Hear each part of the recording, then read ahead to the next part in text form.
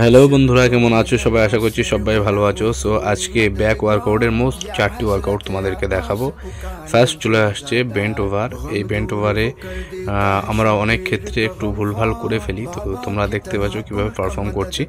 তো তোমরা তোমাদের ওয়ার্কআউট শিডিউলে যেদিন মোটামুটি তোমরা ব্যাক ওয়ার্কআউট করবে সেদিনে তোমরা এই 4টি ওয়ার্কআউট অবশ্যই শিডিউলে অ্যাড করে নেবে, তাহলে তোমাদের ব্যাক মাসেলটা খুব তাড়াতাড়ি ইনক্রিজ হবে। এবং যাদের ব্যাক মাসেল খুব বড় তাদের জন্য তো খুব ভালো ইউজফুল ওয়ার্কআউট এই ওয়ার্কআউটগুলো। সো এটা হয়ে গেল। নেক্সট ওয়ার্কআউটে যাব, তার পূর্বে আমি একটু কফি খেয়ে নিলাম। সো কফিটা আমি বারবারই খাই কারণ এটা এনার্জি লেভেলটাকে অনেকটাই হাই রাখে। সো এবার চলে যাব সিটেড ডাম্বেল রোয়িং। তো এই ওয়ার্কআউটটা তোমরা যখন বেঞ্চটাকে সেট করবে তখন তোমরা 90 ডিগ্রি সেট করবে। তো তোমরা দেখতে পাচ্ছ কীভাবে ব্যাক মাসেলটাকে স্কুইজ করছি। দেন এখানে একটা কথা বলে রাখি, তোমরা অনেকে মনে করো যে হেভি ওয়েট নিলেই মনে হয় আমাদের মাসেল খুব তাড়াতাড়ি ডেভেলপ হবে, কিন্তু এই জিনিসটা একদম ভুল। তোমরা অল্প ওয়েট নাও, কিন্তু মাসেলটাকে ঠিকঠাকভাবে স্কুইজ করো, তাহলে অবশ্যই তোমাদের মাসেল খুব তাড়াতাড়ি ইনক্রিজ হবে, এতটুকু আশা রাখি। ব্যাক হচ্ছে একটা মোস্ট ইম্পর্ট্যান্ট একটা পার্ট, যেহেতু ব্যাক পার্টটা খুব বড় সড়ো। তো এই যে ওয়ার্কআউটগুলো করছি এই ওয়ার্কআউটগুলো অ্যাকচুয়ালি আমি আপার ব্যাকের জন্য করছি। তো এরপরে চলে আসছে আমাদের ওয়ান হ্যান্ড ডাম্বেল রো। এটা মোস্ট পপুলার একটা ওয়ার্কআউট। এই ওয়ার্কআউটটা তো সবাইকে অ্যাড করা উচিত।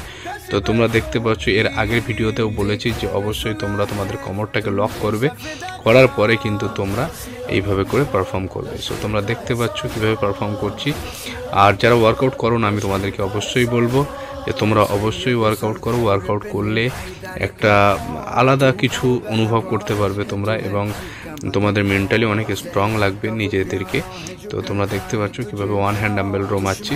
তো তোমরা এইভাবে করে পারফর্ম করবে। এরপরে আর একটা মাত্র ওয়ার্কআউট দেখাবো।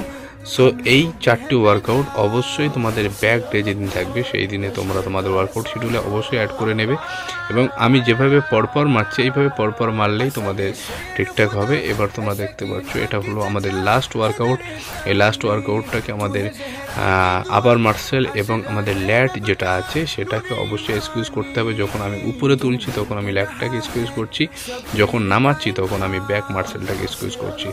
সো তোমরা তোমাদের মতো ওয়েট চুজ করবে এবং তোমরা এইভাবে করে ওয়ার্কআউটগুলোকে পারফর্ম করবে। সো আজকের ওয়ার্কআউটের ভিডিও এই পর্যন্ত। দেখা হচ্ছে আগামী ভিডিওতে। সকলে ভালো থাকবে, সুস্থ থাকবে। থ্যাংক ইউ এতক্ষণ দেখার জন্য। চ্যানেলটিকে অবশ্যই সাবস্ক্রাইব করে দিবে।